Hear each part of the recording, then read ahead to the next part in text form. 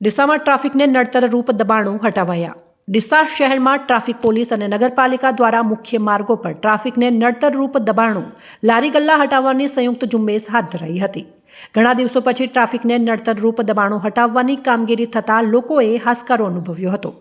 ડીસામાં મુખ્ય બગીચા સર્કલથી SCW હાઈસ્કૂલ રોડ તેમજ લાયન્સ હોલથી ચંદ્રલોક રોડ, બસ સ્ટેન્ડ વિસ્તાર, ફુવારા વિસ્તાર પર છેલ્લા ઘણા સમયથી ફેરિયાઓ શાકભાજી, ફ્રૂટની લારીઓ, નાસ્તાની લારીઓ દ્વારા ટ્રાફિકને નડતરરૂપ થાય તે રીતે ઊભા રહેતા હોવાથી વાહન ચાલકોને અવરજવર કરવામાં ખૂબ જ મુશ્કેલી પડી રહી છે।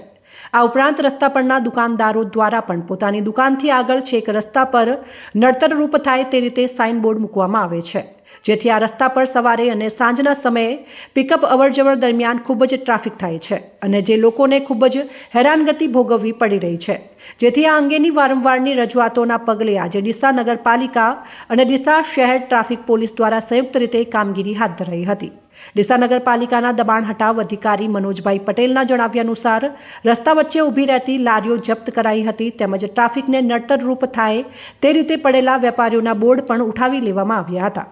મોડી સાંજ સુધી પાલિકા દ્વારા દબાણ હટાવવાની કામગીરી ચાલુ રાખવામાં આવી હતી અને ઘણા દિવસો પછી નગરપાલિકા અને ટ્રાફિક પોલીસ દ્વારા આ રીતે ટ્રાફિકને નડતરરૂપ દબાણ ઝુંબેશ શરૂ થતાં શાકભાજી અને ફ્રૂટની લારી ચાલકોમાં દોડધામ મચી જવા પામી હતી, જ્યારે રસ્તાઓ પહોળા જણાતા લોકોએ પણ રાહત અનુભવી હતી।